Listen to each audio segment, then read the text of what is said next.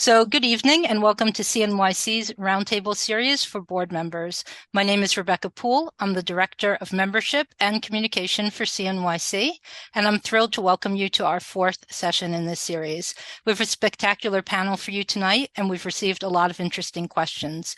Due to time constraints, I'll ask you to email me any questions you might have, but we have not, you haven't entered them or we haven't answered them, and we'll make sure that we get you answers. I will be sending out an email, so you'll have my email address to reply to, and we'll make sure we get back to you. A special thanks to the City Council members that sent out our invitations and to the speakers with me tonight that have all dedicated countless hours to education, including the time for this evening's seminar. So I'd like to take a moment to introduce them. John Galetta is a registered architect and a principal at SuperStructures, where he's been since 1990. Through his 30-plus year career, Mr. Galetta has successfully managed a wide range of small and large-scale exterior restoration, roofing, architectural, and historic preservation projects for residential, commercial, government, and institutional clients. His responsibilities extend throughout the life of a project, from establishing project scope parameters, staffing, conceptual design, construction documents, bid negotiation, and construction completion. Many of his projects have been honored with the prestigious Lucy G. Moses Award for Excellence in Historic Preservation. Mr. Galetta is also an expert in the building code and fire safety laws. He specializes in overall filing strategies and the negotiation of zoning and code issues with Senior Department of Buildings personnel to obtain reconsiderations or code variations for special or pre-existing conditions. Darren Johnson is a senior account manager for Bright Power, a provider of energy and water management services for real estate owners, investors, and operators. Darren is an expert in assisting multifamily and commercial properties in the greater New York City area identify how to improve energy performance by reducing their energy consumption and costs through better energy management. He is a regular speaker at various events, helping to educate co-op and condo boards on Local Law 97, carbon reduction, and energy efficiency. Geoffrey Mazel is a founding partner of Hankin and Mazel, located in Midtown Manhattan and Great Neck, New York. Mr. Mazel graduated from St. John's Law School and received his BA from the State University of New York at Binghamton, where he graduated with honors. His practice has been devoted to real estate law with extensive experience in cooperative and condominium law, litigation, and sales and acquisitions. Mr. Mazel counsels many cooperative and condominium boards of directors and managers, which encompass over 10,000 units of co-op condo housing, including many of the largest co-op condo buildings in the city of New York. Mr. Mazel lectures frequently before the Bar Association and co-op condo groups on real estate and co-op condo issues, has published numerous articles, and is frequently quoted in a wide variety of publications. Mr. Mazel, along with his partner, Mark Hankin, serve as legal advisors to the President's Council for Co-ops and Condos. William McCracken is a partner at Moritt, Hock, and Hamroff, and a seasoned and successful commercial litigator and leading advisor to condominiums and cooperatives, sponsors, developers, managing agents, and real estate owners. Mr. McCracken represents co-ops and condominiums in all aspects of their operations, including corporate governance issues, construction contracts, license agreements, and litigation. He strives to avoid or mitigate potential legal exposure, sets clear expectations, and directs clients toward the most effective, cost-efficient means to achieve their objectives. Mr. McCracken speaks and publishes extensively on topics relating to co-op and condo governance issues, climate change, legal ethics, and professional responsibility. He's a member of the Executive Committee of the New York State Bar's Real Property Section, the co-chair of the section's Climate Change Committee, and a member of the Association of Professional Responsibility Lawyers. Robert Mellina is a partner in Prisand, Mellina, Unterlack, and Company. He has over 32 years of public accounting experience, including 28 years of servicing cooperative housing corporations and condominium associations. Mr. Mellina has vast experience helping cooperatives and condominiums develop their financial strategies, investment decisions, and budgetary plans. He also has extensive experience working with Mitchell-Lama cooperatives and interacting with DHCR, HPD, HDC, and HUD on a regular basis. He has also served as a regular speaker for CNYC at our annual conference and has provided insights for us on multiple accounting issues. Mr. Mellina is a certified public accountant who earned a BA degree from Hofstra University. He is a member of the American Institute of Certified Public Accountants and the New York State Society of Certified Public Accountants. And finally, our moderator for this evening, Michael Wolfe, has dedicated over 4 decades of service to the real estate industry. His journey began in 1986 when he embarked on his third-party property management career at Midborough Management, steering its course for nearly 35 years. During his tenure as owner and operator of Midborough Management, Michael was instrumental in implementing and refining best practices that not only optimized operational efficiency, but also significantly enhanced property values for boards and owners alike. His commitment to excellence extended to prioritizing the resident experience, ensuring that every interaction reflected a dedication to quality and service. His dedication to continuing education and development has included serving the Union 32BJ's Educational Board. Michael is chair of the Real Estate Board of New York, REBNY's Management Council, and a board member of the Council of New York Cooperatives and Condominiums. He currently offers comprehensive guidance across all aspects of property management through his consultancy company, Wolfe Realty Services. So thank you all very much for attending. As you can see, our speakers are ready to answer your questions. Go on, Michael, the floor is yours. Thank you, Rebecca, and thank you for the Council of Co-ops. Rebecca and I spoke over a year ago about what else we could do for board members, actually property manager, anyone in this industry. So what you'll find this evening, and this is our 4th session of our Roundtable series, another all-star cast. So I appreciate our panelists this evening.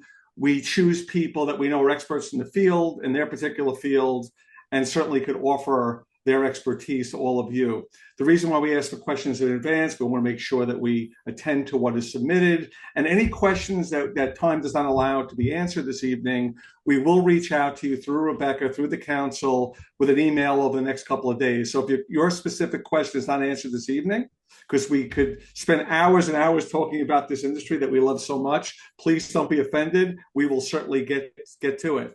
So I'm going to kick it off this evening. And first of all, in the chat, or the Q&A actually, we have a shout out already for Robert Mellina from the Woodrow houses. So yeah, I guess you're their accountant, Robert. So that's a very nice way to start the evening. There we go. We're going to jump right in. And, when you're buying an apartment, part of the due diligence process for any attorney, for the buyer of a building, is to look at the building's minutes. They contain what's transpired, what boards may be thinking about, and some are more detailed than others. So, Bill, you get a managing agent call you, or board calls you, and they say, Bill, do we have to give the minutes to the prospective purchaser? How do they address that? What are the best practices for that? Michael, first of all, thank you for having me on. Thank you, Rebecca. Thanks, CNYC. Thanks to all the other panelists. Thanks to it is so well attended by people. I love this program. I love the format. So I'm happy to be involved. Answer your question. I think 10, 15 years ago, I would have given you a very different answer, because boards generally hate giving over anything that they don't have to. I mean, you have the due diligence for new buyers. That's one thing. But lots of times what happens is people are asking for board meeting minutes and other documents from the co-op or condo because they're upset about something. They want to run against the incumbent board. And so the boards don't want to hand things over. And for a long time, they were like, boards were able to sort of stymie people that, were asking for things. That landscape, I think, has really changed over the last several years. There was a case a few years ago, the Pomerantz case, Pomerantz v. McGrath, where the first department really clarified what a board's obligations are with respect to requests for documents, both from a co-op and a condominium, and really sort of liberalized what you have to give. And so when I talk to boards and they say, do we have to comply with this? Generally, my answer is, yes, you do have to comply. What they're asking for, certainly board meeting minutes, is something you're probably going to have to hand over. But there are a few conditions to that. One, the shareholder or whoever the acquirer is asking for has to pledge that it's for a legitimate purpose. If they're running for election or they're investigating the board's finances, that's a legitimate purpose. So that's not really that high a bar. You can also require them to sign like a confidentiality agreement so that they're not misusing things. Like, we're fiduciaries of this information. So you can ask them to do that. You can also put restrictions on what they can, they have to come to the managing agent's office, they can copy things. And so there are some limited restrictions on what they can get. And at the outer edge, like, where there are conversations you can have about the types of documents that you hand over, but certainly board meeting minutes, I think generally speaking, that's something that I'm going to advise my clients that you're going to have to turn over in one form or another. Okay, well, we appreciate that. And certainly there's an interest from prospective owners, as there is to people that are actually shareholders or unit owners already. And sometimes the people that are living in the building aren't necessarily requesting these things, for their own knowledge. They're really using it sometimes to use it against the building they live in. So That's right. I appreciate that. Yeah. Over the course of my career, I have seen board members, right? Board members could be on a board for decades. And they get really knowledgeable, right? They really know that they know the business within their own envelope, but they get really knowledgeable about property management as a whole. Well, at least they think so. And it may not be as broad, but they're on forever, and things go on within the building, and they're getting newsletters, and they're getting educated by their property management company if they have one, unless they're self-managed. And what if, and I've seen board members get hired by management companies, right? They maybe have a level of expertise, and maybe they just have great skills in other areas of the business. So, Jeff, what do you think? What would you say to one of your clients that calls you and said, one of our board members was just employed or works for the property management company that manages our building? Okay. And I have been asked that question. I think I've been asked most questions over the last many decades. There's several layers to this. First of all, conflict of interest. That's a word. Those are words we always hear, and it's a general category. There's always conflicts of interest that may be permissible, may not be permissible. Maybe punch your ticket and you're out, or you could stay and work with the conflict. Here, I would say, depending on the facts and circumstances, there's a potential conflict of interest. I certainly, and I think it's very poor practice, would not have that person working on your account, because I would say that's a bullseye dead on conflict of interest. They have access to certain information that they shouldn't have, and also they're going to make decisions. They're going to have dual loyalties to the management company and to the board of directors. And again, as a board member, you're a fiduciary, which means your loyalty, you have a higher level of loyalty to your co-op. Let's say the person doesn't work on the co-op account. There's still a conflict of interest. And my opinion would be that any discussion about the management contract and the acts of the manager, they should recuse themselves and maybe not even be part of that conversation, because that's now their coworker. Again, they are compromised. It's not a best practice, in my opinion. The next analysis is, how do I get rid of the board member if we don't want them anymore? Well, and we all know this. They're voted in by shareholders and they're voted out by shareholders. And good luck getting rid of them in a removal proceeding. Almost never happens. But it would go to their viability as a candidate in the next election. Well, thank you. And for all the board members out there, you're definitely prime candidates for positions in property management companies. In store for you. They also want to be the lawyers too, a lot of people, but I don't think you do. I would just add to Jeff's point that conflicts of interest do exist and they can be cured, they can be handled. But the question that you got was without telling the rest of the board, and that's a real problem. Like, whatever happens in that case, you have to have full disclosure, or else it's a real problem. Well, if it's not disclosed, I mean, I didn't catch that part of it in the question. If it's not disclosed, then I mean, that's a breach of fiduciary duty. But then the question becomes, what do we do about it? And that's where your board members never like your answer, because it's a very onerous thing to remove a board member.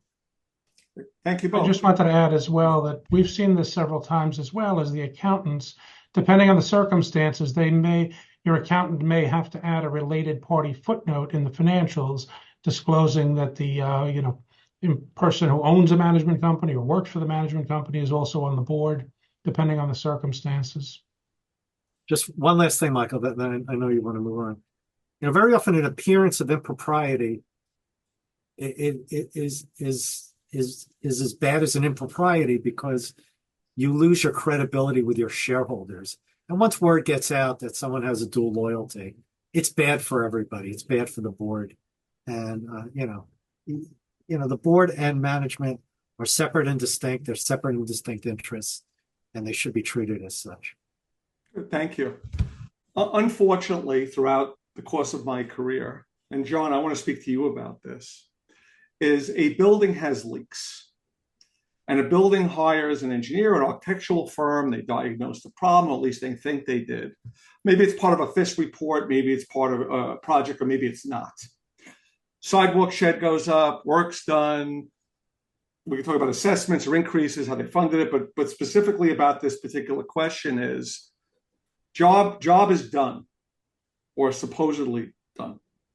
Everyone's gone. Well, nor'easter comes, a rain event, whatever, and guess what? The leaks are still there, or some of the leaks are there, or new leaks are there. And we both have seen this over the course of our careers, probably not in superstructures spec buildings, but it's out there. So, what could we do? What could a building do that knows they have sources of water infiltration? They embark on a project. How do they remedy it? And how do they avoid it to begin with? And now what? Well, okay, so leaks through the exterior of the building, I'm not going to lie, they can be among the most difficult things for architects in my business as an envelope consultant to solve. And very often there's no easy answer. They can really be tricky to find. But I think that to avoid the problem that you just described as much as possible is to at the very outset of the project, make it clear, make sure that everyone on board, the architect, I guess primarily the architect and the owner, that it's clear, the mandate is clear that in addition to doing FISP related items or making the building safe, that they are also covering, known leaks in the building, and providing that information to the architect is also vital. The architects need to know where the leaks are. It's too late to fix them, if they're told, when construction is over, that oh yeah, by the way, there's been a leak in this apartment for 10 years, it's still going on. But really, leaks are a bit of a process. Designing solutions, usually fixing a leak is not very difficult, but finding that leak is particularly difficult. Sometimes they're clear as day, and very often they can really be perplexing. A series of tests. The trick is really just confirm where that water is coming in. Confirm it through actual water testing, get the thing to leak. And then as much as possible, if there's more than one source, confirm those sources also. Doing testing, even if you get a negative result, at least that the water's not coming in from there. There are non-destructing methods that can clue you into where to possible locations of infiltration, but until you get the water to start coming in, then it's always a bit of a question. And for sure, at the areas of known leaks where water's coming in, if you really want to leave the building and not hear about that leak anymore, while the contractor's still on the job, do some more testing after the work is done and confirm that the water is no longer coming in from that location. It's those little details, I think, that get missed sometimes in, when projects are undertaken, but you really just want to check the box. We test it again at the completion of the work, and everything's dry. John, I love the testing at the completion of work, and where boards sometimes make a mistake is not spending enough money on the investigative aspect and the survey of the building. Make sure you do a survey of your residents. Make sure that you spend upfront money on the envelope inspection, because if you don't do enough detailed inspection to begin with, you will have a budget that runs away. You will have a lot of change orders. And we've seen it where, if you had face brick that you removed and waterproofed it, then now the water gets through the brick as it breathes. It hits that new membrane that you put in and kind of finds a new place of entry. So to John's point, testing after the job is done, that's the way you ensure that you don't have leaks after all the mobilization is down. It's just an unfortunate situation that this particular question submitter has faced. But again, hire the right professionals, make sure you do investigative work, make sure you do testing before your mobilization has been removed. And I think that's a good way to have a successful project. Right. And just on that point, one final thing, about the investigation, and the testing, another reason to really confirm where that leak is coming from is because, sometimes you get into situations where if there's a leak occurring, I mean, we've got a very famous slide that our non-destructive testing guy likes to show during his presentations, where there was a leak coming in under a setback roof, a small setback roof. And when you look at the roof, it was a mess. This roof, I mean, it was flooded. The drain was clogged. There was debris all over it. It looked like it was in really bad condition, and it would be a really easy thing to do to look at that roof and say, clearly, the leak is because of this roof. It's terrible. Replace it. But we did a series of tests, and it turns out that roof, although it looked horrible and was very old, was still watertight. It turned out that the leak was coming into the apartment above the parapet wall through a small hole in like a joint between a coping and a parapet wall. And it was only when we sprayed that area, when we worked our way up the wall to confirm the source of the leak, that when we hit that spot, the water came in. We confirmed the source, and fixing that was much less expensive and very easy. And then the leak is gone, as opposed to replacing the roof, spending all of that money, and then finding out that the leak is still there. Excellent. And the last point on this is, and again, we don't know the full details of this particular question, is sometimes work isn't done properly. So we want to make sure that if you use the same architect or a different architect or engineer, that the work was done by your previous contractor wasn't done improperly. Really, they band-aided it, but didn't do the work properly. Right. The job is, this component of whatever project it is to fix the leak.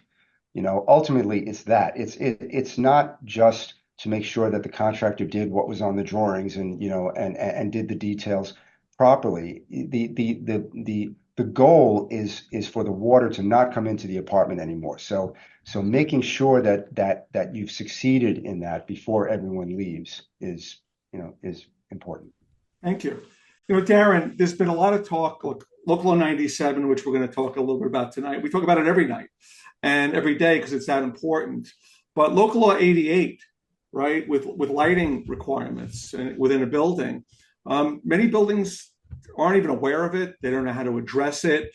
And, in this particular comment, a building did a building-wide upgrade to LEDs in 2020. Is there anything else they need to do? And we can talk about Local Law 88 a little broader that they need to do in this particular matter. Yeah, no, thank you, Michael. Local Law 88 is one of those energy-related local laws that's kind of been flying underneath the radar for a very long time. And really just at the end in December did the DOB announce very specifics about Local Law 88. So to answer the question is just changing bulbs to LEDs is most likely not going to be enough. Because when you look at Local Law 88, it is about meeting energy code. So if you take a look at energy code through the years, The reason why most buildings are not in compliance with Local Law 88 is because it involves the installation of advanced lighting controls. And advanced lighting controls are not inexpensive. So in your common areas, what you're going to need is some occupancy sensors, potentially some bi-level lighting in the hallways. This is not an investment that most buildings had ever wanted to make in the past, but now it's going to be a requirement for Local Law 88. So based upon that, I would say that there is still work left to be done for this building because most likely they don't have the advanced controls. So people should have, like, as an example, compact the room. The light should be on a switch. If they go in the back stairwells, they should be bi-level. Why don't you describe bi-level a little bit? Because people may not understand that concept. Sure. So there are, the lighting in certain areas are not, it's against the law for it to be completely out. So if you think about stairwells, you think about hallways.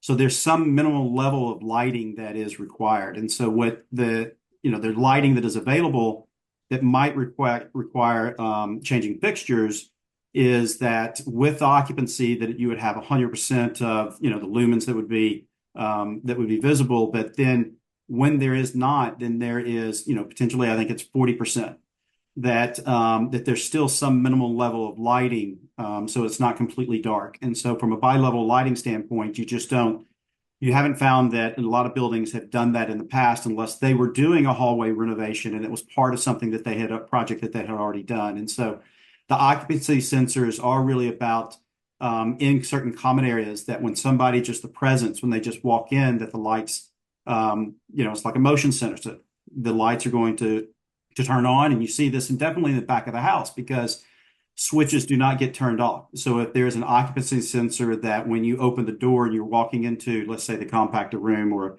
a storage room or a bike room or whatever, that the lights then come on, but then they do have the ability on their own to be able to turn off. So this is the advanced lighting controls that Local Law 88 is requiring to be installed. Excellent. Thank you for that.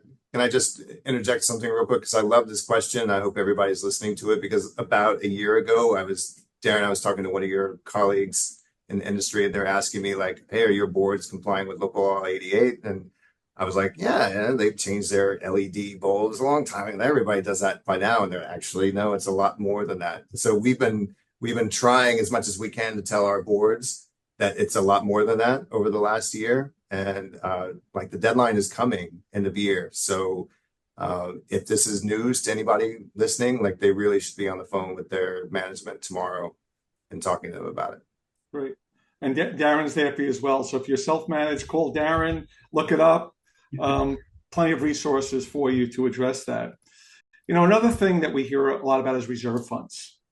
So, a reserve fund is that rainy day fund, especially now. Local Law 97, older buildings are getting older, not younger. FISP, Local Law 11, work that's going on. So, Robert, a board, what's a best practice for a board to protect that reserve fund? And let's talk about what protect means, right? What is it supposed to be used for? How do we fund it? What shouldn't it be used for? Sure. The most common question I get at annual meetings is, how much should we have in the reserve fund? The real answer is, you should do a study, a 5 or 10 year study, to see what capital projects you have coming up, to see that you have adequate money to cover those projects over the next few years. There are some banks like NCB that have a minimum requirement in the reserve fund of 10% of annual maintenance. We've seen a few other banks put in requirements. If you're in a Mitchell-Lama, the city has requirements of minimum amounts. Now, the reality is you can never have enough money in the reserves because, as you said, the buildings are getting older. There's more and more capital projects that need to get done. But as far as best practices go, one of the biggest mistakes we see buildings make is when it comes time to refinance their loans, to not borrow enough money. That's an opportunity to replenish the reserve fund when you refinance.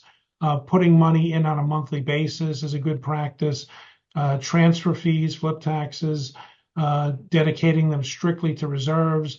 We've had a lot of buildings in the last few years where, things were getting tight and they started using reserves or dipping into transfer fees to balance the operating budget. But then at some point, you're going to need the reserve fund. and the money won't be there. So, I would encourage you to try to, build the reserves as much as you can. You shouldn't use it to, to pay for, supplies or ordinary repairs and, things like that. Great. Thank you for that. Jeff, an unfortunate situation would be a building, in this case, an HDFC building, and they do not have a reserve. They spent their money on repairs and maintenance and fixing up the building, and they've been defaulting on their mortgage. And in this particular building, they received a note from their bank, their lender, that they're foreclosing on them because of not receiving payment. And in this particular case, what could a building do? In this case, they're saying they don't have the money. What steps could they take? Is there a free service out there that could help them? They can't make the payment. And can't, and there's different options here. What does can't really mean, and what options do they have? In this case, as I mentioned, it's an HDFC building. Right.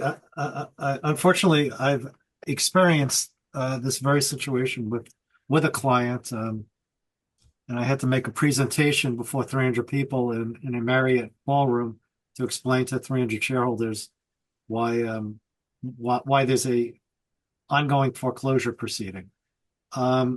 There's no magic wand. There's no simple answer. And what we did in that situation is we just tried everything. And when I say everything, we tried negotiating with the lender for a forbearance agreements to rework the mortgage. We shopped other mortgages. We met with city agencies, HPD, to see if there's anything they could suggest.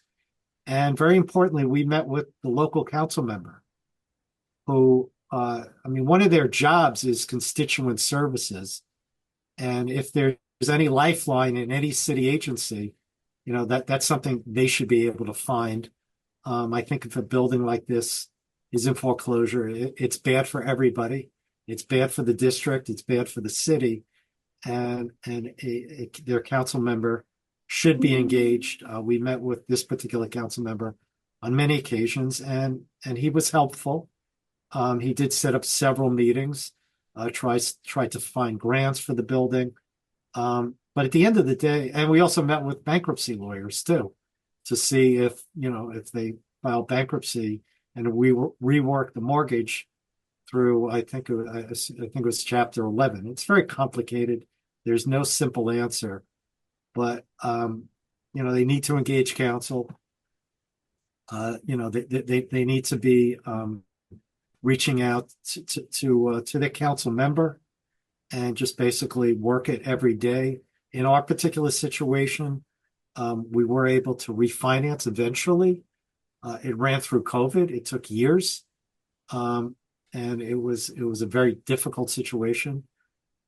Unfortunately, the mortgage environment now has changed significantly since, that's one tool I had in that case, that it's much more expensive to borrow money now. And just sort of piggybacking what Robert was saying, a lot of clients that I see now also are not borrowing enough to cover their capital contingencies. So I'm kind of conflating the two. But the answer is do everything, work with counsel, and don't be afraid to go to your council member, your state senator, your state assembly person. This is what they're there for. And you never know when there's a program that can help you, or if they can call some lenders are more, have more community-minded missions, and maybe they would take a risk on a new loan or a second mortgage or something like that. And the lender is not in the business of foreclosure. That's not what they want to do. So maybe there's some arrangement you can make with that particular lender. Yeah, we tried, and we probably did 8 or 9 extension agreements. We were working, and that's the Band-Aid, and that's something should be done right away. And then again, it's a constant battle until it's resolved, and it's a lot of ups and downs, but it's something that needs. And you have to be transparent with your shareholders, and they have to understand that, there's a reason we're in foreclosure. Maybe we're undercharging all these years, and we got to raise maintenance. And it's, you got to balance the books, Absolutely. Fiscal planning and being fiscally prudent. Yeah. At the same time. And the banks are going to require it.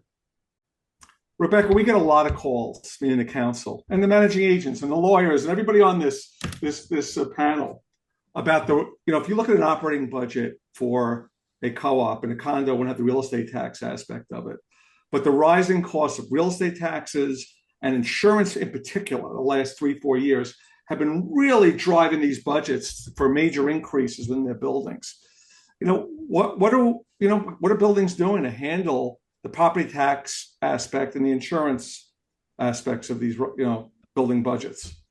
So with insurance, we at the last roundtable was discussed various things that buildings can do proactively to try to keep their the charges down upon renewal, such as making sure that there are no active violations in the building because insurance carriers are looking at that, making sure that policies are in place, upcoming probably with like e-bikes, but any other policies that can protect your building, making sure that those are in place, making sure that the building's in good condition. All of those things help with renewals, obviously bidding out the package, but prices are going up. And so, in terms of the cost increases due to New York's labor law and other things like that, there is, of course, advocacy that CNYC and other co-op organizations are working on to try to get some type of relief. In terms of property taxes, there's talk about looking at the property tax code again. So CNYC, we do have an action committee for reasonable real estate taxes, which meets twice a year. And we're, always alert to possible changes and ways to help that beyond the abatements that currently exist. In terms of the other costs, we do have a comparative study that we do, which we've been using a lot lately for advocacy. There are over 1,500 buildings that contribute their financials annually, and many accountants like Rob, thank you, who send financials to us, which we then enter into the study, which allows us to show how much various expenses have increased year to year. And the most shocking thing I would say of the last 3 years is 4 years is the amount that underlying mortgages have increased, actually, as people are trying to refinance in order to pay for Cycle 9 FISP specifically, or for the plumbing, the gas lines, for the garages, whatever it is. A lot of buildings took out additional money when rates were down, right? So we've culled all of that together recently, and we're using that to advocate for reasonable changes. Excellent. Look, 2 key words on the insurance aspect are risk transfer. The action over exclusion. So just make sure as a board, as a property management company that works for you, that they're reviewing the insurance, not the certificates, but the actual policies of who's doing work in your building, whether it be an apartment alteration or an exterior restoration contract or the plumber or the electrician, because if their employee gets hurt, God forbid, we want them to be covered by that vendor's insurance, not going on to your policy. Look, at the end of the day, everyone will be named in the lawsuit, but the risk transfer is make sure they have adequate insurance. Your broker should review it. There are companies that review policies before they step foot in your building. But those are the driving forces. I reviewed a financial statement this morning where the insurance doubled in the last calendar year. That's a big hit. So if you had that big hit already, I'm not suggesting it's going to be flat next year, but the umbrella and the building coverage are 2 things you should look at with your broker. Jeff, superintendent, I've seen this several times, where a superintendent is also a shareholder or unit owner, and they're buying apartments in the building. Can a board stop a superintendent, an employee of the corporation, from buying an apartment in the building in which they serve? The short answer is yes. All sales of stock and transfer stocks are subject to board approval. And if the board deems it not in the best business interest of the building to have the super own multiple units, they can reject those sales.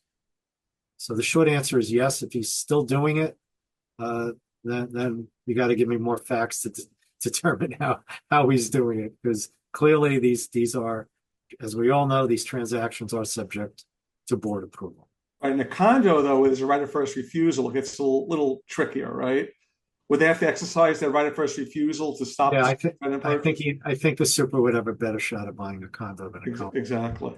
Right. Thank you for that. You know, speaking of that, Bill, what if you have a board, right? And a typical board would be what, 7 members, we would think on average? It could be 5, it could be 13, depending on the size of the building. But that's what we've seen 17 as a common number. Now, what happens in a board where a board should approve a potential purchaser, prospective purchaser? And in this particular case, this board member is writing to saying that a minority of the board is approving purchases. What do they do to stop that? Well, I mean, there are a lot of potential weapons. Like everything is potentially available. Like if that's actually happening, that's ultra vires. You can go to court, you can get injunctions. Like you can sue them. The seller can, like, lots of people could be plaintiffs. Everybody could be defendants. So there are legal remedies you have. But I mean, I think that I'm a little concerned about what the majority of the board is doing. The majority of the board, everybody on the board has a fiduciary duty of care as well. And you have to be, like, if you're serving on a board, you have to be watching this stuff. I don't know how people could, a minority group of board members could be signing off and like processing transfers without getting approval from the majority. And I have questions for the rest of the board. Like, how are you allowing this to happen? I have questions for whoever the transfer agent is, who, like, their representations, and there's due authority for all this. I have questions for the attorneys. Like, that would be a real mess. So if anybody's having that problem, they really should be on the phone with their attorneys and getting some advice, because you could attack that from all different directions and it just can't happen. Right. Either the attorney or the property manager is typically the transfer agent. And either one of those parties should not be making that transfer without consent of majority of the board. Right. Because they're putting themselves at risk at that point. Exactly. Michael, can I just add, and I've seen this, a lot of my clients have like resale committees, I'll call it. And I always advise the board that the recommendation of the resale committee should come before a full board vote. It's usually a rubber stamp. Certainly a rejection, I think, should always be a deliberation by the board, because they're all going to be, listed if there's any sort of human rights or any complaint. But I think also, technically, if it's not approved by a majority of the board, it's not technically approved. It's not legally approved. Agreed. So, yeah. Right. And that's why the transfer agent shouldn't make the transfer. But, but they might not know, because they'll get a letter from the board or said that this was approved, so. And unringing the bell can be tricky, but I totally agree with Jeff that, it's good board practice that if you do have that transfer committee, that every board meeting, start in the first section of it, ratifying any decisions that any recommendations of the transfer committee, and make sure that there is due authority for all of that. You have to have systems in place. Thank you both. Now, Darren, we hear so much about Local 97, as we mentioned in our opening. And there are some buildings that have fines right now. Some buildings have fines in 2035. Some buildings will have fines after. And some boards are more aggressive than others with respect to finding out what should they do. Some do nothing. Some are planning. Some are really, in limbo due to the expense that's in front of them. But if you have a building that has no potential fines until 2035, should they do anything now? Should they sit idle, right? It's 10 years from now. What would you do? Great question. And it's one that gets asked a lot. I would put it this way. In 2035, If we look at Local Law 97 and the way Local Law 97 is extended out to 2050, the question is for the building, do they have an idea what their plan is from 2035 to 2050? A lot of boards that I've been talking to, they prefer to be able to have as long as possible to be able to start implementing a plan, to start conversations with other shareholders. If they're going to have to, do a significant transformative type of project in 2035, they need to align with how much money would they need to borrow if they have a refinancing that's being done in the future. So, and I think it was mentioned earlier, is that boards tend to borrow less money than what they really need. So if you don't have this type of information, if you're going to potentially need to do an assessment, boards have been saying rather do a small assessment over a longer period of time than a very big assessment over like a 2 or 3 year period of time. So having this information now is going to be better. That's going to be our opinion, because then you can start that conversation. You can propose what the options are out in 2035 to the shareholders. Start getting the feel for everybody. We have a board that I was just discussing with late last week. They are looking at 2035, a very large project. They are glad they have this information now because they can now plan for this over a longer period of time. It just is going to make it easier on everybody by having that information sooner, because what you're going to find out is that if everything continues forward as is, with Local Law 97 still being implemented as we move forward in the future, you're going to wish that you had some information earlier, because it just takes everything so long. And I think everyone here probably knows better than I do that when you are looking at the type of projects, if you're looking at, an electrification project, there's a lot from a legal standpoint, there's a lot from a financial standpoint and a construction standpoint that all has to be planned out. And it's going to take years before you're ever even installing any equipment.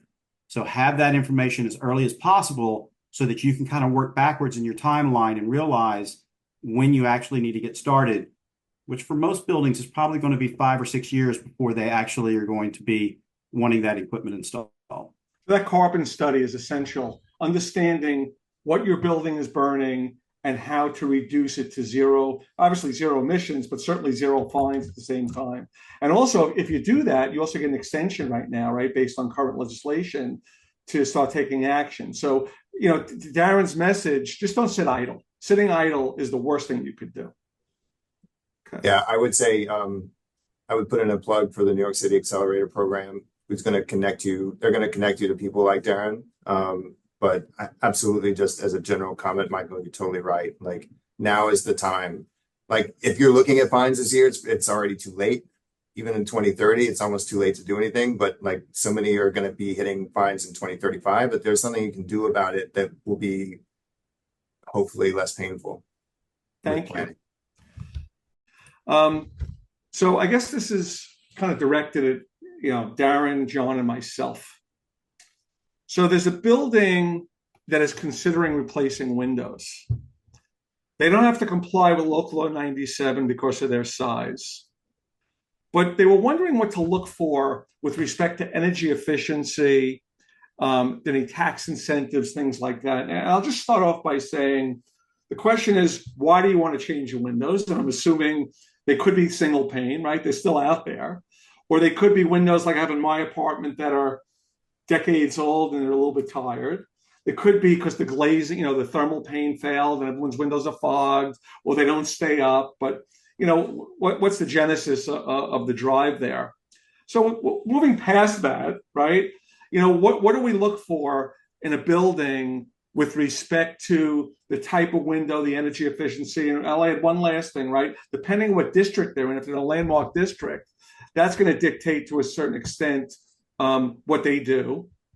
And the last thing I'll leave for you, John, is, if they're considering that either building-wide or portions of the building, they want to file a master plan. So I'm going to leave it to our energy person and our architect about window types, what to look for, and things like that. No, thanks. Okay, I'll go first. Go ahead. Go ahead, Darren. All right. So from an energy perspective, This is the way that we view windows. And I think you're going to hear this kind of repeatedly across the city, is that it is one of the most important investments that you could make from a building envelope standpoint. Windows have an impact on being able to improve that resident comfort, being able to contain more of the temperate air within the apartments, be able to drive some energy efficiency. When you think about it from an envelope, really the two things that you have control over from an investment standpoint, if you think about roof and the improved installation there, otherwise then it's the windows on the, on the outside. And so it is one where, our recommendation is to, from a performance standpoint, is to try to go as far as you can afford to. I mean, it's a very expensive project, but try to go as far as you can, because it is going to be something that you're going to have in place for 25, potentially 30 years. And that it's also going to have a benefit in your ability to be able to reduce the size of new equipment that is focused on heating and potentially cooling inside the apartments. Because with that better thermal barrier and with that better building envelope, then you're going to be able to reduce that load that is going to be required for space heating and air conditioning. So it does have other further benefits in being able to reduce costs in future equipment replacement. Yeah, I think that to that point also, if you go as far, I mean, what you said before, go as far as you can. The further you can go in terms of getting the best quality window, the longer it will last. So you get more bang for the buck. You lose a lot of energy through windows that, especially as time goes by, when they start racking or the operation is wrong or there's not much maintenance. It's not just cost. It's, as Darren said, it's comfort when you're sitting by the window. Windows make a huge difference. Architecturally, we've always found with windows, it's all about the details. You have to start off with a good quality product, but it also has to be installed. It has to be installed correctly by a contractor. In terms of if there are vapor barriers in the wall, lapping those vapor barriers and making sure that the sealant is installed properly. I think that if the building is not a landmark, you might be able to change the operation of a window, like horizontal sliding windows. If those happen to exist at your building, are pretty tough to make airtight. So maybe a different type of window, like a casement window or a tight double hung window, would be better for that. If you are in a landmark building, then you are somewhat limited. Certainly the Landmarks Preservation Commission allows buildings to replace their windows, and they allow you to use substitute materials. If you have original wood windows, Landmarks routinely allows those windows to be replaced with an insulated aluminum window, as long as the profiles and the look of the building are maintained as much as possible. In terms of the master plan that Michael mentioned before, if you have a building that's a landmark or even just in a landmark district, and the unit owners are kind of in charge of their own windows, then it's in your best interest to file a master plan with a window, a specific window or a specific window type that gets approved by then, and then that solves the problem of filing, of potentially going for public hearings every time someone wants to replace their window. But it also establishes the standard that the unit owners need to follow when they're doing their installation. Rob, you do hundreds of audits on an annual basis, thousands over your career, and you see charges for sublets. And what does a building typically charge? So if a co-op, which I won't say is customary, but many co-ops allow subletting, some more than others, and some have prohibition against it all. But when you see it in the audits that you're doing, is it kind of a range of a charge that buildings do? And what are the pros and cons from your perspective? Well, any way you can generate additional revenue is usually, from my perspective, is a good thing. So charging sublet fees is another way to bring in some extra revenue. As far as percentage, some cases, I've seen, 15 to maybe 50% of the maintenance as an additional fee. Some buildings just do a flat fee, but it is a good way to, to bring in, some extra revenue. As far as you get into other issues too, when the banks look at the buildings to give loans, they want to see certain percentage of owner occupied. So you don't want to have too many sublets in the building, especially if you have a sponsor. So if you have a sponsor that owns, 10% and you have another 10%, 15% sublet, you're below 80% owner occupied. That could hurt you as far as getting a loan goes. Great. Thank you for that. There was a question about superintendents. And just for those of you out there, superintendent, resident manager, kind of a synonymous term. From a union perspective, you're a 32 BJ building, 6 employees or more makes that person a resident manager versus a superintendent. That's pretty much the barometer or the lay of the land with respect to that terminology. But what are the duties of a super? If you're a union, the collective bargaining agreement is intentionally ambiguous, right? There's nothing about it. There's no duties for the super. So within reason, the super could be, multifaceted in a lot of tasks, but every building's slightly different. So if you're a larger building, that super may be administering a staff. They may be more of a resident manager, like what wearing this evening, right? Depends on the type of building you have. But as far as the duties are concerned, I think you're always looking for a working super. So it's okay to list the duties you want, a job description that you should be able to get from your property manager if you're professionally managed. If not, there's resources like the council or your attorney to get copies of those. But when I say within reason, you can have them do just about everything. Now, you may say, which I've heard, that our proprietary lease says that we don't have to do X, Y, Z. It's a shareholder responsibility.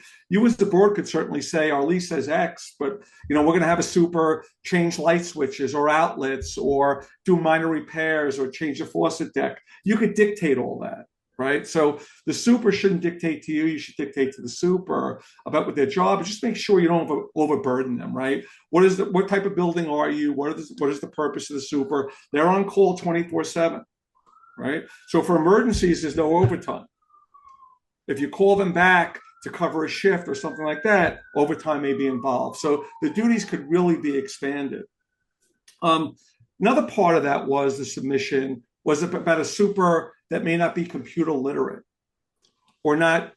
Maybe English isn't their primary language. How do you address that or upgrade their skills? If you're a union building, so I'm an instructor at 32 BJ in my spare time, and they have a great facility that you're paying for if you're in a union building. The facility has courses on English as a second language. They have computer courses. They have air conditioning. They have plumbing. They have management skills. You name it, it's there. So if you're a union building, take advantage of it, right? Now, if your super goes, maybe you want to let them have a couple hours during the day to take a course. There's remote courses. There are in-person courses. The course outline book for 32 BJ is extremely robust. If you're a non-union building, there are people out there. There are consultants. There are instructors. There are people that can come to your building and work with your super.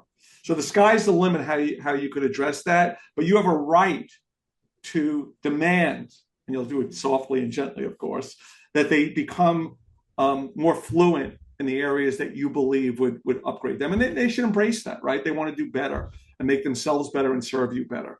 So you could certainly do that.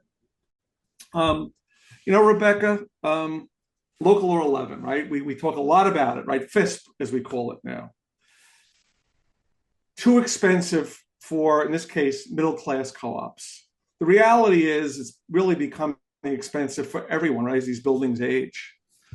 And somebody asked, how they can combat the city on these increased regulations. Now, the difficulty is, right, there's regulations that cost buildings a lot of money. But in this particular case, this is about pedestrian safety. So it's that argument is not going to hold water. But what can we do at the council and collectively as an industry? How do we help buildings against these increased costs? I think one of the bills that was introduced in the state legislature this year was to help with access agreements, because one of the major differences between Cycle 8 and Cycle 9 was that now buildings have to perform work on all of the elevations of the buildings, which has caused problems, trying to get permission from your neighbors to do work on the adjoining elevations. So some buildings are holding other buildings hostage. Maybe they're a smaller building that will never have to do FISP work. Maybe they just look at it. Maybe they think they're going to be extremely inconvenienced. And so they do not sign access agreements, which then delays the projects, which then adds to the cost tremendously. I don't know how Jeff felt. We didn't feel the legislation was perfect, but certainly, legislation to help automate the ability to get access agreements to do mandated work would help cut costs. In terms of, the more recent FISP cycles, it's not just an issue of safety, right? Because requiring terracotta replacement with same has also added to the cost of doing the repairs. There's one shop. Right. So there's an extreme wait to get terracotta replaced, and John can address that more. But those are two cost drivers. Of course, the insurance, the labor law, the contractor has to pay more for insurance, the engineer has to pay more for insurance, the property manager has to pay more for insurance. That all of those things are what's made this most recent cycle difficult for building. So I think there are actions that we can take. We can't say we won't do it because, we want to extend the cycle because we feel it's safe. There is a study going on with the city now, so hopefully that will come back with positive ideas. I don't know. I don't know if John and Jeff, Bill, want to contribute to that, but yeah. I was just going to say about the access agreements and access licenses. Bill and I have actually been negotiated a few together ourselves, and it's become nightmarish on certain cases.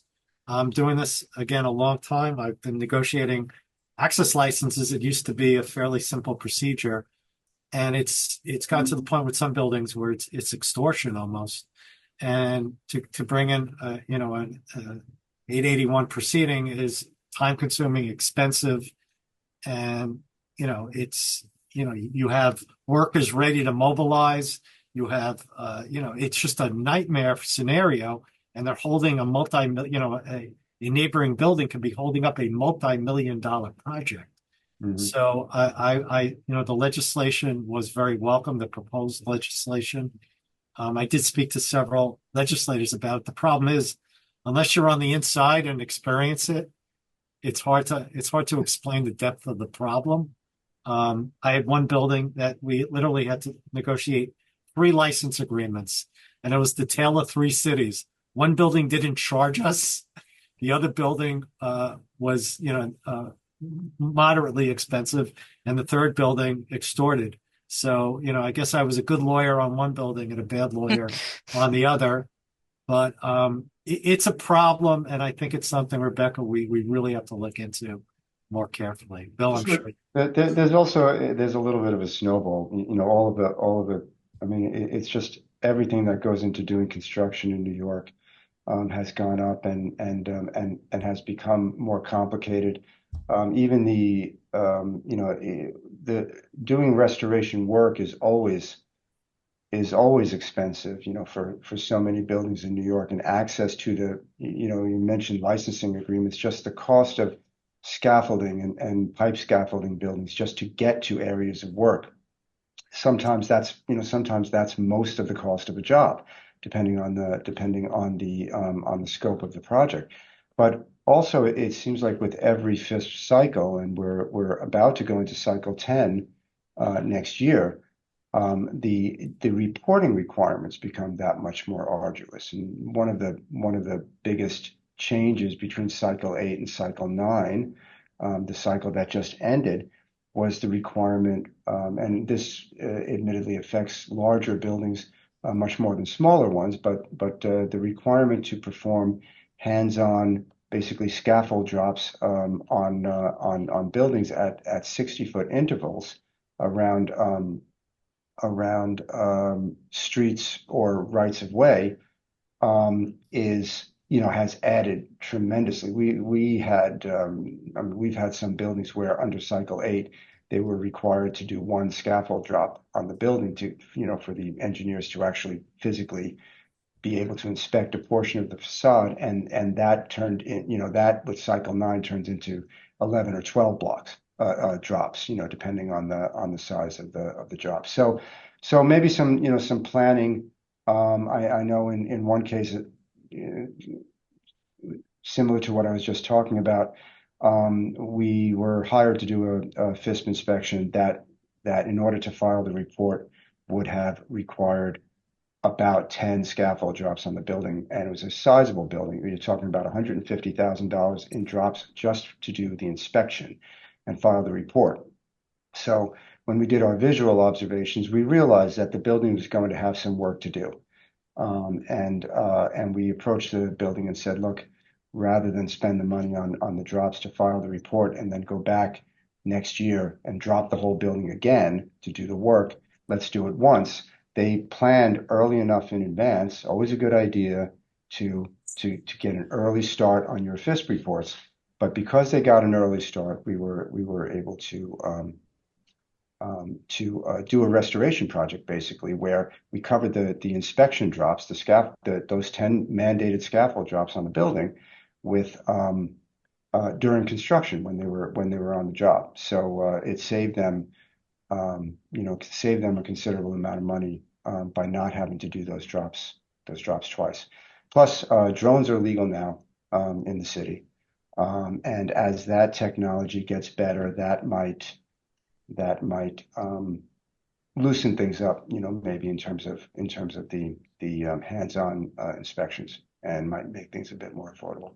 A couple of takeaways. Jeff mentioned and Rebecca about the access agreements.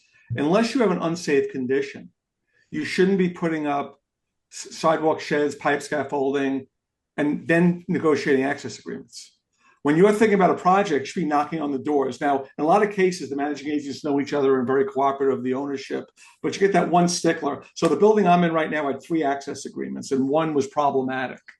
But unless, again, I'm repeating it because it's important, right? Unless there's a mandatory order that you put the sidewalk shed up, sit back, get geared up, choose a contractor, choose an architect, have specs, but don't put up the mobilization that you're paying for and then negotiate, right? That should be happening while you're about to do your project. Hey, neighbor, I'm going to do a project. It's going to take 14 years. No, kidding. It's going to take time. Here's how it's going to impact you. I may need to cover your roof. And in many cases, they're okay. But when they're bad, they're bad. Proprietary leases and bylaws, right? Many of these co-ops were converted in the 80s. This stuff is stale. It's ambiguous. What does it all mean? So what should buildings do about not only amending proprietary leases, bylaws, but what about their purchase applications and amendments? Like, what do we do with governing documents? That's the broad question.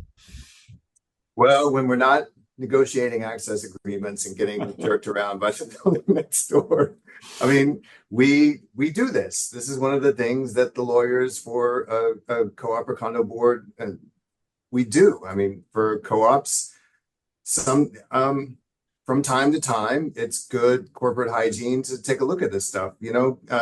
Proprietary leases expire, and every once in a while, you come within 30 years of the expiration of the prop lease, and that becomes a real problem for lending. So there are times when the board will come to the attorneys and say, we need to look at this. It can be the lease term. It can be, we don't have a flip tax and we need money. Like, it can be all sorts of things. But so we'll go through the governing documents. I'm sure Jeff does the same thing. And the sort of thing that we tell our boards when they're thinking about doing it is there's sort of 3 sources of potential amendments that you can think about. One is changes in the law. Like the indemnity provision that is in most classic prop leases is a little outdated. It hasn't kept up with what the law is. So at any time that if someone asks me to look at the proprietary lease, I'm looking at that indemnity provision. I'm making some changes to it so that it complies with the law and is enforceable. So there are things like that. There are things that we've seen in other buildings that we think, oh, that's really smart. And I have a whole, regimen of things that I've seen in other buildings do that we figured out as in other buildings that I offer to the board that's looking at their lease right now and offer that to them. And then there are things that are particular to that building. Like as much as we're talking about buildings as a group, every building is different. And you have things that go on in a co-op building that, that this board really cares about. And it's a problem in this board for whatever reason. And so you take all these things together and you can do, then you have a question of what can get passed. And that's really usually the hardest thing because you need a supermajority to pass any prop lease amendments. That's why declaration of bylaws and condos never get amended because you can never get enough people to pay attention to what's going on. But in a co-op that's more owner occupied, you at least have a chance. But you have to look at that. You have to look and see what can pass. Can a flip tax pass? Can you get enough votes to pass a flip tax? Can you get enough votes to pass sort of good government sort of things that you would like to do, but maybe people aren't as interested in? So it then becomes a question of, does the board have the energy and the commitment to do the shoe leather electioneering stuff, to go out and pull in votes to get, enough people to agree to this stuff? And it's, I'm doing a couple of projects right now. We're always doing a few, and it can take anywhere from a few months to a couple of years to start to finish. Lots of times you'll put up something for a vote and it won't pass this year, but the next year it will because you've sort of built some momentum. I think, it's an interesting process. I find it enjoyable to talk to boards about what they can do. It can be a grind to try and get it all done, but the proprietary lease is a fascinating document and lots of things you can play with it. I like the way you call it fascinating. When they used to, the upgrade started probably in the 90s, right? When a lot of these converted in the 80s, yeah, lawyers would send out, none of them on this call, right? I mean that with all sincerity, is they would send out like 20 changes with one document. It was yes or no. Yeah. And then we realized, to Bill's point, that not everyone was voting for one particular item. So now we send out menus, right? So it's vote for 1 through 20 as opposed to all or nothing. And then it was much more palatable. At least you got some of the things through. I have a building right now that's insisting that they do an all or nothing. And maybe it'll work, but I warned them that, that means that the least popular amendment has to pass. And if the least popular amendment doesn't pass, nothing passes. Okay. So we had buildings that converted from oil to gas. Con Edison came in and other energy providers in other areas of the city and said, we'll bring gas to your building line for free. And you convert to gas. And some did and some didn't. There's still plenty of buildings burning oil. But Darren, in light of the Climate Mobilization Act, should a building still convert from oil to gas? Or should they convert to electric? And this is a building not even subject to Local Law 97. So does that building not subject to Local Law 97 say, hey, I have no penalties, I'm not going to go electric? Do they go to gas? Do they go to electric? What's your perspective on that? Yeah, no, that's a really good question. I would, depending on, so Local Law 97 is what, 25,000 square feet and higher. So if this is a building, let's say that's 20,000 square feet, $24.99. $24.99. The question then becomes, are you going to get, is DOB going to lower that threshold? They're already talking about doing it for Local Law 84. Right. You've seen it mentioned from a state standpoint, statewide benchmarking. Then the question is, once you start benchmarking a building, then you got to think that they're going to kind of get rolled into some of the other energy related local laws. They also change energy insulation values and things. They're always increasing those, so it's fluid. So, for a building to stay on oil, the way that when you take a look at the reduction of carbon emissions, it is going to be extremely difficult for them to be able to meet any sort of potential goals as you move forward into the future. And so, unless there's some sort of allocation for, biofuels that nothing has been ruled on or has been announced that, there would be a lower carbon coefficient that the city, applies to number two oil. The question about going to gas or whether going to electricity, the second piece of this is what is the condition of the boiler? How much more time do you have with your boiler? Because we run into buildings all the time that, they're on oil, their boiler has maybe a year or two left, and they are thinking, are we going to convert to gas or are we going to try to do electrification? Look, electrification is difficult. It is extremely difficult for most buildings. It's, when you take a look at the electrical infrastructure, you take a look at the cost, and for a building to be able to do that. The question that we have is that investing in a new gas line, even though the gas line is coming in free to the building, there's still going to be a cost with the gas plumbing, gas meter room, a lot of different things inside the building. So that's not going to be, there's going to be a cost associated with that. And then if you invest in the boiler, the question that we always, we want to make sure that the board is aware of is you're used to potentially getting, in some cases, we're still seeing boilers out there 40 years old, maybe sometimes 45. A lot of people expect definitely over 30 when they're investing in these boilers. The question is, if you told somebody that you potentially are going to only get 15 years out of this boiler, even if you do a gas conversion, because you're going to be mandated from having to do something different, would you still make that investment? So I think that is part of the consideration. And each board and each situation is vastly different because there's some buildings, we've worked with buildings that wanted to electrify, just couldn't afford it. The question then becomes, is electrification even an option? And if it is, that's where, Michael, I would then go back to property management on your side to be able to say, is there value for a building and those apartments that are electrified with a central type of heat pump type of technology relative to, a building that is still based on fossil fuel?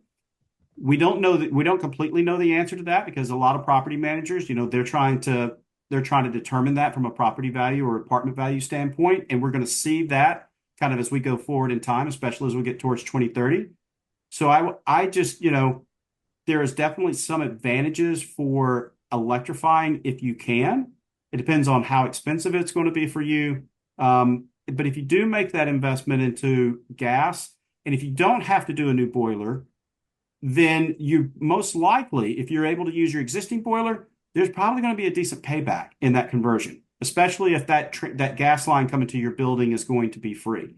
So, it may not be a bad investment if you can get 10 to 15 years out of your existing before you're potentially mandated, which nobody's going to know whether we are or aren't. But there's a lot of conversation about whether buildings may be not able to renew permits, on fossil fuel systems in the building, in the future. We don't know, 10 to 15 years. The question is, are you comfortable enough knowing that that is a possibility? It may be a 20% possibility, but it's a possibility. And so I think that's the consideration that buildings need to make when they are considering, in light of Local Law 97 as it is now, and making further capital investments into fossil fuel upgrades.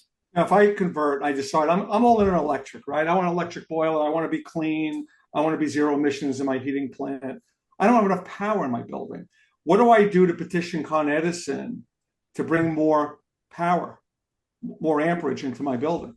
Yeah. So, and we're doing a lot of this analysis for other buildings. And so when you think about upgrading that service, the question is how much more electricity, how much more amperage do you need coming into your building? So the question then becomes, what is your current service? And then what is the proposed equipment that you would be installing? So if you think about from an electrification, the two primary systems are going to be space heating and domestic hot water.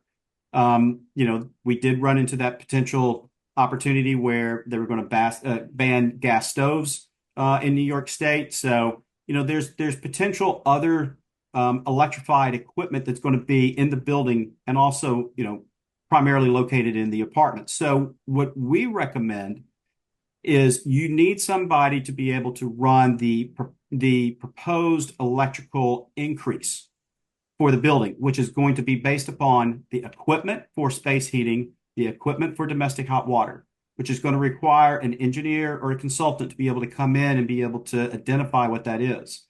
And then think about, if you're going to be increasing your load from Con Edison into the building, then that means you're most likely going to need to do an upgrade to your main service within the building. So how many times do you want to do that upgrade project? Do you want to do it once, or do you want to have to do it multiple times, which is going to make it more expensive?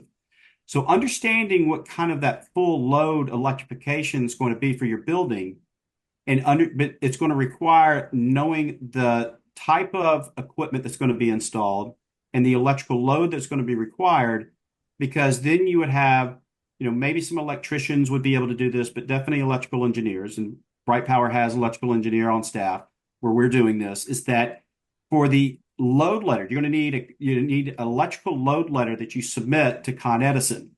And that load letter is going to need a description of the equipment and the electrical load that's required for the total that's going to be requested relative to the existing load that the building, the load service that the building has.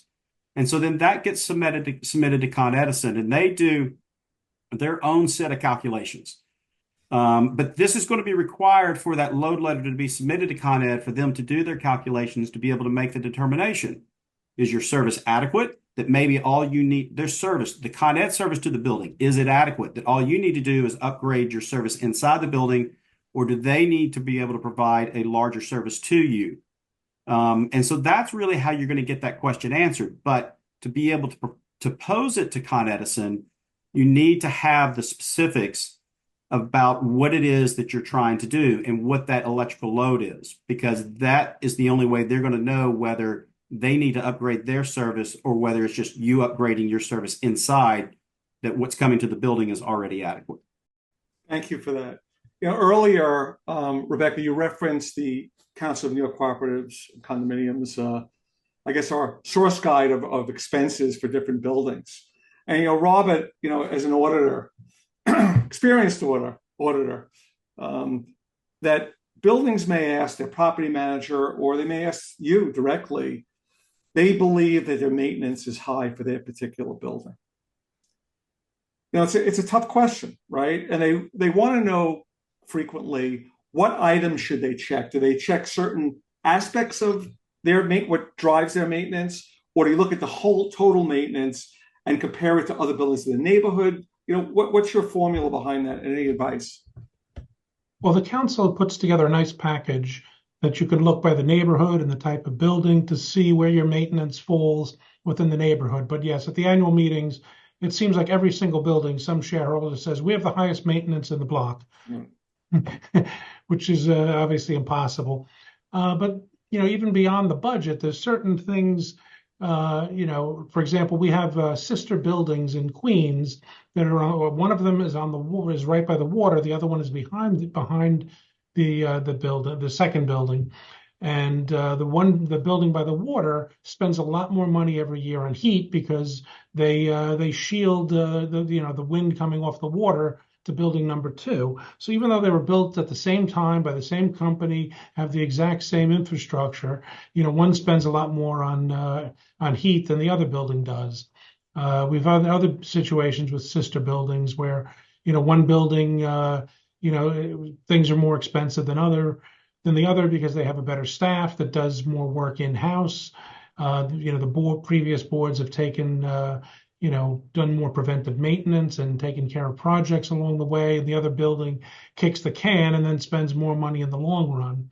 But 85% of the costs in the budget are fixed. I mean, when you look at the budget between the real estate tax, the labor, the mortgage, utilities, there's really not a lot of play in the budget. The buildings do go through a budget process each year, but most of those items, are fixed. That's not to say, though, you should do a brainstorming session each year with the board and try to drill into some of those numbers, look for ways to possibly raise additional revenue or cut some expenses. That is a good exercise to go through with the budget process each year. Yeah, Robert, I agree. And the other things I would look at is how many employees, right? We've had 30-unit buildings with 15 on staff and 300-unit buildings with the same amount of staff, right? It depends on what type of services you offer. Also, I would look at the real estate taxes. And the other thing is some budgets also contain money that replenishes reserve fund. So the maintenance may be higher, but their frequency of assessments is much lower. So there's a lot of factors going in. Typically, when somebody says, I have the highest maintenance on the block, there's reasons for it. You don't have the highest maintenance on the block. There's a reason, underlying cause of that, but anything's possible. Jeff, on alterations, right? Buildings have different policies in an alteration agreement. Can a board require a shareholder that's doing a gut renovation to remove studs, or probably don't have studs, but in some of the pre-wars, but could they board make it a contingency on approval that somebody has to remove even more to look for leaks or signs of mold or things like that? How much could the board push that barometer? Well, I mean, the board is guided by the business judgment rule, and as long as those decisions are, professionally sound, in other words, if it comes from a professional engineer that there's a suspicion of leaks, there's a suspicion of mold, or there's been a recurrence in other apartments, I think those requests would probably stand. I'm going to give you a lawyer's answer here. Would probably stand up in court. Courts do give great deference to boards as long as they're acting in good faith. So I would say, within parameters, obviously, the board would have authority to ask for more than maybe is being presented if there's a sound engineering reason, which converts to a sound business reason. On bank signatures. So, Robert, coming back to you, keep people on reserve funds, right? Is there a rule of thumb who should be on a reserve fund as signatories? How many signatures should occur? Should it be a limit? What do you see out there? With some buildings, the boards like to keep the reserve fund, control the reserve fund themselves, and they're the only ones with the signatory on it.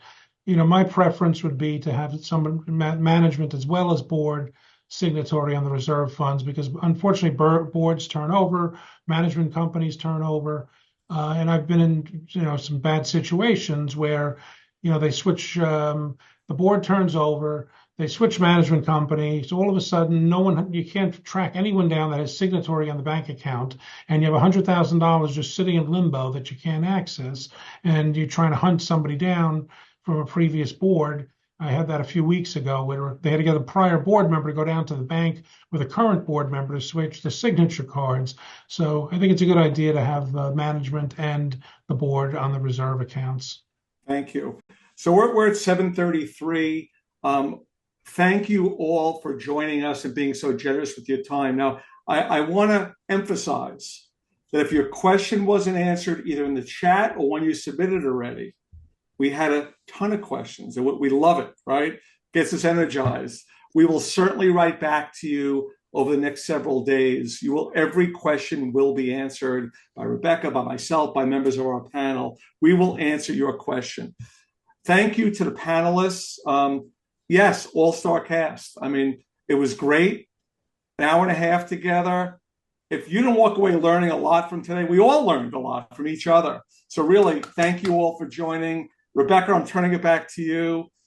Thank you, Michael, for moderating yet another session. And thank you, everybody, the speakers, for joining us tonight. We really appreciate your contributing your expertise and your time. And thank you to the attendees who submitted questions. And please email me. My email's in the chat. We have other classes coming up next week and the week after, so you'll get information on those. Tell your friends, tell your neighbors. We'll be back in a couple of months, and we're excited to see you again. Have a nice evening, everyone. Thank you. Good night. Thanks, everybody. Good night. Thank you, everybody.